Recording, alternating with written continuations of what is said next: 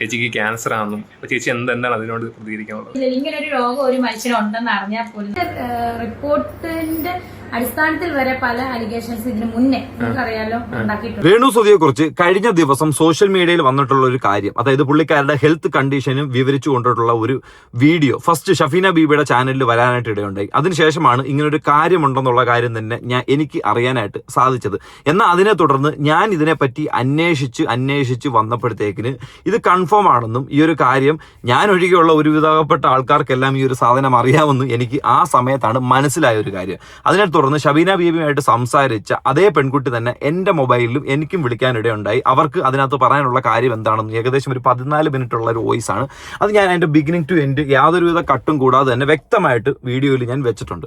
ഈ രേണു സുധി എന്ന് പറഞ്ഞൊരു ടോപ്പിക്ക് ആ ഒരു 2 വീഡിയോയോട് കൂടി അവസാനിപ്പിക്കണം എന്ന് പറഞ്ഞിരിക്കുമ്പോഴാണ് ഇന്നേ ദിവസം രേണുവിൻ്റെ പ്രൊഫൈലിൽ വന്നിട്ടുള്ള ഒരു 3 വീഡിയോസ് എന്നെ നിർബന്ധിക്കുന്നു ഇതേപോലെ ഒരു കോണ്ടന്റ് എന്താണെന്ന് വ്യക്തമായിട്ട് നിങ്ങൾക്കിടയിൽ പറയുക എന്നുള്ളൊരു കാര്യം. ഫസ്റ്റ് ഓഫ് ഓൾ, അങ്ങനെ ഒരു മെഡിക്കൽ കണ്ടീഷൻ അത് ജെനുവിൻ ആണെന്നാണ് ഞാൻ ഇപ്പോഴും പറയുന്നത്. എനിക്കറിയാൻ പറ്റുന്ന സോഴ്സുകളിൽ നിന്നെല്ലാം അത് വ്യക്തമായിട്ട് ജെനുവിൻ ആണെന്ന് തന്നെയാണ് പറയുന്നത്. അതിൻ്റെ ഇനി ജെനുവിനിറ്റി എത്രത്തോളം ഉണ്ടെന്നും അത് ചിലപ്പം ഈ ഒരു വ്യക്തിക്ക് ഇത് പുറത്തു പറയാൻ പറ്റാത്തൊരു സാഹചര്യമാണ്. വോട്ടർ അത് അവസാനിപ്പിക്കുകയാണ്, ഈ ഒരു സാധനം അവസാനിപ്പിക്കുകയാണ്. എൻ്റെ കമൻറ്റ് ബോക്സിൻ്റെ താഴെ അങ്ങനെയുള്ള ഒരു പെണ്ണ് ഇങ്ങനെ കടന്ന് വീണ്ടും എങ്ങനെയാണ് ഇങ്ങനെ കാണിക്കാൻ കഴിയുന്നത്, അവളിങ്ങനെ വീണ്ടും കിടന്ന് കാണിക്കുന്നത് കണ്ടില്ലേ എന്ന് പറയുന്ന കുറച്ചധികം ആൾക്കാരെങ്കിലും ഉണ്ട്, ഇപ്പോഴും ഉണ്ട്. സ്റ്റിൽ അവരുടെ രോഗാവസ്ഥ കണ്ടിട്ട് വീണ്ടും അവരെ ക്രൂശിക്കുന്ന വ്യക്തികൾ വീണ്ടും നമ്മുടെ കമൻറ്റ് ബോക്സിലും നമ്മൾ ചെയ്യുന്ന വീഡിയോയ്ക്കകത്തും വ്യക്തമായിട്ടുണ്ട്. അവർക്ക് വേണ്ടിയിട്ട് ഈ ഒരു സാധനം ഞാൻ ഇന്നലെ ഇതുപോലൊരു വീഡിയോ ചെയ്തതിന് ശേഷം എൻ്റെ ഫേസ്ബുക്കിൽ വന്നിട്ടുള്ളൊരു മെസ്സേജ്, ആ ഒരു മെസ്സേജും അതിനെ തുടർന്നുണ്ടായിട്ടുള്ളൊരു പോസ്റ്റ് ഞാനത് വ്യക്തമായിട്ട് കാണിച്ചു തരാം. അപ്പം ഇങ്ങനൊരു അലിഗേഷൻ അല്ലെങ്കിൽ ഇങ്ങനൊരു പ്രൂഫ് ഇല്ലാത്ത ഇങ്ങനൊരു സത്യം എന്ന് പറയുന്ന ഒരു കാര്യം ഒരു വ്യക്തി മാത്രമല്ല പറഞ്ഞിരിക്കുന്നത്, രണ്ടാമതൊരു വ്യക്തിയും എന്നോട് വ്യക്തമായിട്ട് ഈ ഒരു കാര്യത്തെക്കുറിച്ച് പറഞ്ഞിട്ടുണ്ട്. ആ ഒരു കാര്യം ഞാൻ എന്താണെന്ന് വെക്കാം. ആദ്യം തന്നെ രേണു സുധിയുടെ പ്രൊഫൈലിനകത്ത് ഇന്നൊരു 3 വീഡിയോസോളം വന്നിട്ടുണ്ടായിരുന്നു. ആ 3 വീഡിയോസ് ഞാൻ ജസ്റ്റ് ഒന്ന് കാണിച്ചതിന് ശേഷം എനിക്ക് പറയാനുള്ളൊരു കാര്യമുണ്ട്. അതും കൂടെ പറഞ്ഞിട്ട് ഞാൻ ആ സംഭവം വ്യക്തമായിട്ട് നിങ്ങൾക്ക് മുന്നിലേക്ക് കാണിക്കുന്നതായിരിക്കും. ചേച്ചിക്ക് ക്യാൻസർ ആണെന്നും ചേച്ചി എന്താണ് അതിനോട് പ്രതികരിക്കാനുള്ളത്? ഇങ്ങനെ ഒരു രോഗം ഒരു മനുഷ്യനുണ്ടെന്ന് അറിഞ്ഞാൽ പോലും നമ്മൾ എന്താ ഓർക്കുന്നത്, ദൈവമേ ശത്രുക്കൾക്ക് പോലും ഇത് വരണ്ടേ. സോ എനിക്ക് ഇതിനെപ്പറ്റി ഒന്നും അതുകൊണ്ട് പറയാനില്ല. ഇതിപ്പോ എനിക്ക് പറയാനുണ്ടെങ്കിൽ എനിക്ക് പറയാനുണ്ടെങ്കിൽ ഞാനത് എന്നെ സ്നേഹിക്കുന്നവർ എന്റെ പ്രേക്ഷകരുടെ മുന്നിൽ ഞാൻ വന്ന് പറഞ്ഞു. എനിക്കിത് ഇപ്പൊ പറയാനുണ്ട്. മുന്നേ അലിഗേഷൻസിന്റെ ഒരു നിര തന്നെ എനിക്കെതിരെ വന്ന ഒരു വേറെ ഹോസ്പിറ്റലിന്റെ പേരും പറഞ്ഞു ഒരുപാട് ഇങ്ങനെ വന്നിട്ടുണ്ടല്ലോ. ഇതൊക്കെ നിങ്ങൾ കാണുന്ന പോലെ തന്നെയാണ് ഞാനും കാണുന്നത്. ഓൾറെഡി രേണുവിനെ കുറിച്ച് ഒരു അലിഗേഷൻ നേരത്തെ വന്നിട്ടുണ്ട് എന്ന് പറയുന്നുണ്ട്. അതെന്താണെന്ന് വെച്ച് കഴിഞ്ഞാൽ ബിഗ് ബോസിൽ നിന്നൊരു സമയത്ത് ഷഫീന ബീബിയുടെ ചാനലിൽ നിന്ന് തന്നെ പുറത്തേക്ക് വന്ന ഒരു ന്യൂസിനെ സംബന്ധിച്ചുള്ള കാര്യം തന്നെ അതൊരു അലിഗേഷൻ ആയിട്ടാണ് രേണു സുധിയുടെ മുന്നിലേക്ക് വന്നിട്ടുള്ളൊരു കാര്യം. ആ സമയത്തും എനിക്ക് പല സോഴ്സിൽ നിന്നും അറിയാനും സാധിച്ചത് അതൊരു അലിഗേഷൻ മാത്രമല്ലായിരുന്നു, അതിൽ എവിടേക്കോ സത്യങ്ങളും കാര്യങ്ങളൊക്കെ ഉണ്ടായിരുന്നു എന്നുള്ളത് തന്നെ.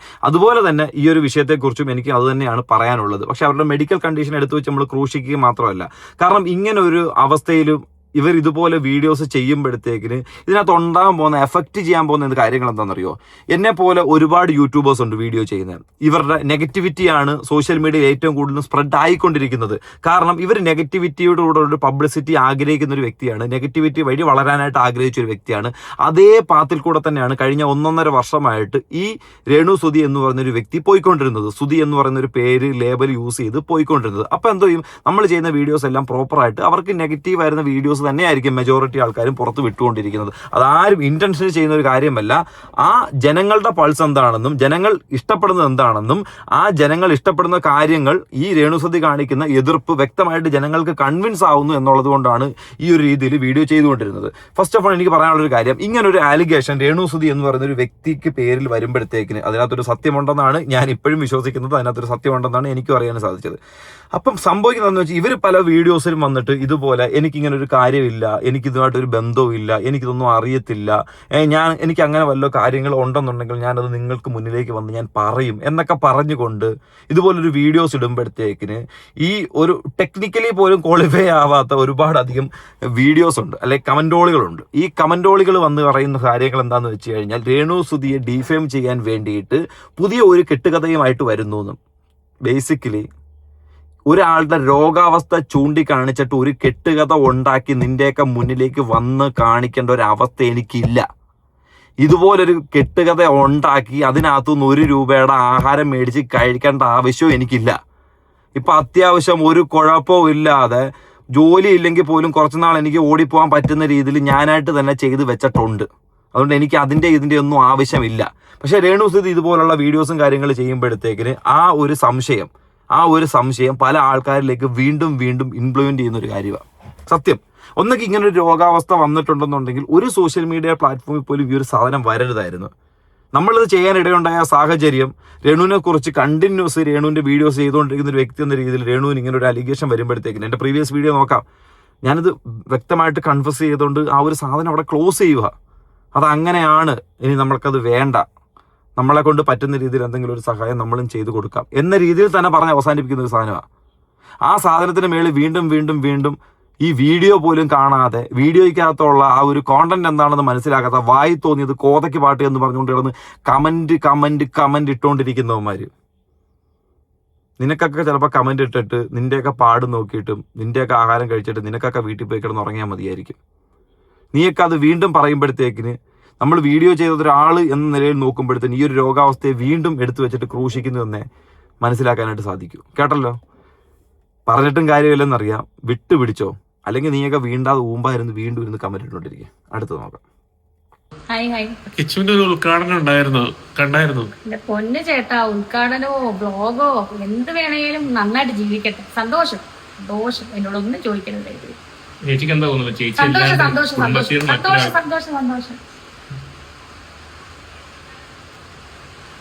കണ്ടോ ആ വീഡിയോ? കണ്ടോ? സന്തോഷം ചേട്ടാ, ഞാൻ കണ്ടു. സന്തോഷം. ഇപ്പൊ രേണുസുതി ആ ഒരു വീഡിയോ കണ്ടിട്ടുണ്ട്. ഇതുപോലെ തന്നെയാണ് രേണുസുതിയെ കുറിച്ച് കിച്ചുവിനോട് ചോദിച്ചപ്പോഴത്തേന് കിച്ചു ഇതേ എക്സ്പ്രഷൻ ഇട്ടായിരുന്നു ആ ഒരു സ്ഥലത്ത് നിന്ന് എസ്കേപ്പ് ആയിപ്പോയത്. മേ ബി അത് തന്നെ ഒന്നുകൂടെ റീമേക്ക് ചെയ്തിട്ടാണ് എനിക്ക് ഫീൽ ചെയ്തത്.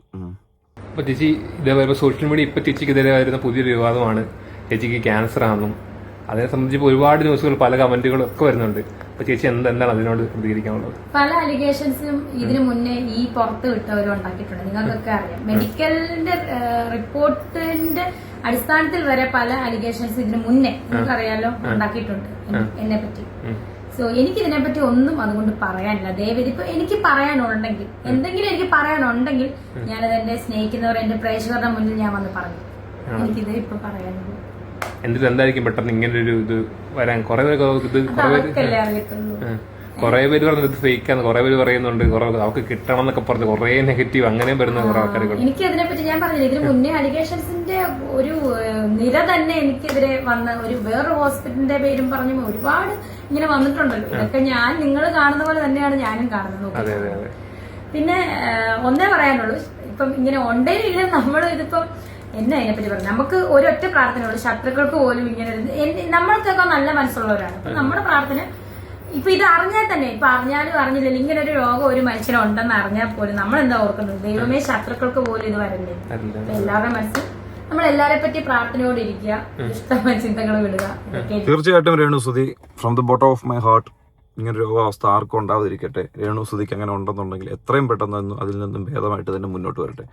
ഞാൻ ആത്മാർത്ഥമായിട്ട് തന്നെ പ്രാർത്ഥിക്കുക. അങ്ങനെ നിങ്ങൾ ഭേദമായിട്ട് വരണം. നിങ്ങൾ ഭേദമായിട്ട് വന്നിട്ട് നിങ്ങൾ പഴയ പോലെ വരണം. അപ്പൊ നമുക്ക് തമ്മിൽ വീണ്ടും ഒന്ന് സോഷ്യൽ മീഡിയ കിടന്ന് അടിക്കാനുള്ളതാ. വിട്ടുകളയത്തൊന്നുമില്ല, എല്ലാം കഴിഞ്ഞിട്ട് വീണ്ടും വരണം. We are waiting. ചിലപ്പോൾ നിങ്ങളെ ഇഷ്ടപ്പെടുന്ന ആൾക്കാർ ചിലപ്പോൾ അങ്ങനെയൊക്കെ പറഞ്ഞു, പക്ഷേ നിങ്ങളെ ഇഷ്ടപ്പെടാത്ത ആൾക്കാർ ഒരുപാട് പേരുണ്ട്. അവർക്ക് വേണ്ടിയിട്ടെങ്കിലും നിങ്ങൾ ഈ പരിപാടികളെല്ലാം അവസാനിപ്പിച്ച് മൊത്തം തീർത്ത് ഫുൾ ക്ലീൻ ചീറ്റുമായിട്ട് വരണം. വീണ്ടും വന്നിട്ട് വീണ്ടും ഇതേ പരിപാടി തന്നെ തുടങ്ങണം. നമ്മളെവിടെയും പോകത്തില്ല, നമ്മളിവിടെ തന്നെ കാണും. ഇതുപോലെ തന്നെ വന്നു കഴിഞ്ഞാൽ വീണ്ടും നിങ്ങൾ അവരാത് എടുത്ത് വെച്ച് ഞങ്ങൾ ഊക്കും, കൺഫേം ആയിട്ട് ഊക്കും. അതുകൊണ്ട് from the bottom of my heart തിരിച്ചു വരണം, വന്നിരിക്കും. കുഴപ്പമൊന്നുമില്ല, വേറെ വിഷയമൊന്നുമില്ല, വന്നിരിക്കും. എന്തായാലും ഇങ്ങനൊരു രോഗാവസ്ഥയെക്കുറിച്ച് ഞാനാണ് ഈ ഒരു രീതിയിൽ നിൽക്കുന്നെങ്കിൽ നമ്മളോട് ചോദിക്കുമ്പോഴത്തേക്ക് മേ ബി നമുക്കില്ല എന്നുണ്ടെങ്കിൽ നമ്മൾ അതിനെ ഉണ്ടോ ഇല്ലയോ എന്ന് ചോദിക്കേണ്ട ഒരു കാര്യമില്ല. അത് ജസ്റ്റ് കമൻറ്റ് ചെയ്യുന്നവന്മാർ തിങ്ക് ഫ്രം യുവർ തലയോട്ടി, ഉള്ളിലുള്ള ചോറ്, അത് ചകിരിച്ചോറ് അല്ലെങ്കിൽ സ്വന്തമായിട്ടൊന്ന് ആലോചിച്ചെടുക്കുക. ഓക്കെ, അങ്ങനെ രോഗാവസ്ഥ ഇല്ലാന്നുണ്ടെങ്കിൽ ഉണ്ടോ ഇല്ലയോ എന്ന് ചോദിക്കേണ്ട ആവശ്യമില്ല. കാരണം ഇതൊരു പനിയല്ല, ജലദോഷമല്ല, മൂക്കൊലിപ്പല്ല. കേട്ടല്ലോ, ഞാൻ കേട്ടല്ലോ നല്ലോണം. ഇങ്ങനൊരു രേണുവിൻ്റെ വീഡിയോ ആയതുകൊണ്ട് ഞാൻ മര്യാദക്കെല്ലാം സംസാരിക്കുന്നില്ല. കേട്ടിക്കളായി ഞാൻ കേട്ടല്ലോ ഉള്ള കാര്യം. പഴയ സ്വഭാവങ്ങൾക്ക് ഇതിൻ്റെ ഭാഗമായിട്ട് കഴിഞ്ഞ ദിവസം ഞാൻ ഇന്നലെ ഒരു വീഡിയോ ചെയ്തിട്ടുണ്ടായിരുന്നല്ലോ. അപ്പോൾ വീഡിയോ ചെയ്തതിനകത്ത് ഇതുമായിട്ട് ബന്ധപ്പെട്ടൊരു കമൻറ്റ് വന്നിട്ടുണ്ടായിരുന്നു കേട്ടോ. അതായത് എനിക്ക് പേഴ്സണലായിട്ട് വന്നൊരു മെസ്സേജാണ്, ഞാൻ വായിച്ചു തരാം. ശരിയാണ് ബിച്ചു, രേണു കഴിഞ്ഞ ഡേ രേണു പരുമല ഹോസ്പിറ്റലിൽ വന്നിട്ടുണ്ടായിരുന്നു. ഞാൻ നേരത്തെ അവിടുത്തെ സ്റ്റാഫ് ആയിരുന്നു, അതുകൊണ്ട് എൻ്റെ കൂടെ ജോലി ചെയ്യുന്നവർ പറഞ്ഞിരുന്നു. പിന്നെ എൻ്റെ സിസ്റ്റർ അവിടുത്തെ സ്റ്റാഫാണ്, അവളും പറഞ്ഞിരുന്നു. പോരാത്തതിന് അവൾ FB ഒരു പോസ്റ്റ് കൂടി ചെയ്തിട്ടുണ്ടായിരുന്നു. അതായത് ഈ സിസ്റ്റർ എന്ന് പറയുന്ന ഒരു വ്യക്തി FBക്കകത്ത്, അതായത് FB എന്ന് പറയുമ്പോൾ ഫേസ്ബുക്കിനകത്ത് ഒരു പോസ്റ്റും കൂടെ ചെയ്തിട്ടുണ്ടായിരുന്നു ഇതിനെ പറ്റിയെന്ന്. അങ്ങനെ ആ പോസ്റ്റും എനിക്ക് അയച്ചു തന്ന് ഞാൻ ആ പോസ്റ്റും കയറി നോക്കിയപ്പോഴത്തേക്കിന് മെയ് മാസം 14-ാം തീയതി പോസ്റ്റ് ചെയ്തിട്ടുള്ളൊരു കാര്യമാണ്. അപ്പം ഇതിനെ പറ്റിയിട്ടുള്ള ഒരു ന്യൂസുകളും കാര്യങ്ങളും ഒന്നും എവിടെയും സ്പ്രെഡ് ചെയ്യാതെ, അല്ലെങ്കിൽ രേണുസുധിയുടെ നെഗറ്റിവിറ്റികളും എക്സ്ക്ലൂസീവുകളും ഇല്ലേ എക്സ്പോഷനുകളും മാത്രം സോഷ്യൽ മീഡിയയിൽ പറന്നുകൊണ്ടിരിക്കുന്ന ഒരു സമയം, അതായത് മെയ് 14-ാം തീയതി ഇവർ പറഞ്ഞത് വെച്ചിട്ടുള്ള ഒരു ഡേറ്റ് ആണ് എന്നുണ്ടെങ്കിൽ, അതായത് രേണുസുധി ഇതുമായിട്ട് ബന്ധപ്പെട്ടിട്ട് സഫീന ബീവിയുടെ ചാനലിൽ ഒരു വീഡിയോ വന്നല്ലോ, ആ വന്നത് ചൊവ്വാഴ്ചയായിരുന്നു. ആ പെൺകുട്ടി ഇവരോട് സംസാരിച്ചിരുന്നൊരു കാര്യം. ഓക്കെ, ആ സംസാരിച്ചിരുന്നൊരു കാര്യം ചൊവ്വാഴ്ച എന്ന് പറയുമ്പോഴത്തേക്കിന് നമുക്കറിയാനായിട്ട് സാധിക്കുന്ന ഏത് ദിവസമാണ് ചൊവ്വാഴ്ച 19-ാം തീയതി ചൊവ്വാഴ്ച. അപ്പൊ 18-ാം തീയതി 14-ാം തീയതി ഇവരാണ് ഈ പോസ്റ്റ് ഇട്ടിരിക്കുന്നത്. അതായത് 14-ാം തീയതി കഴിഞ്ഞ ആഴ്ച, മുമ്പലത്തെ ആഴ്ച 14-ാം തീയതിയാണ്, മെയ് 14-ാം തീയതിയാണ് ഈ പുള്ളിക്കാരി ഇങ്ങനെ ഒരു പോസ്റ്റ് ഇട്ടിരിക്കുന്നത്. ആ പോസ്റ്റ് താണ്ട് വ്യക്തമായിട്ട് ഇങ്ങനെയാണ് കൊടുക്കുന്നത്: രേണുസുധി എന്ന മുതലിനെ കാണാൻ കഴിഞ്ഞു, താരജാടയില്ലാത്ത ഒരു പ്യാവം. ഇത് അന്നിട്ട കമന്റാ. അതിന്റെ താഴെ കുറച്ച് കമന്റ്സുകളും കിടപ്പുണ്ട്. അതെല്ലാം ബിറ്റ്വീൻ 1 week ago അങ്ങനെയാണ്.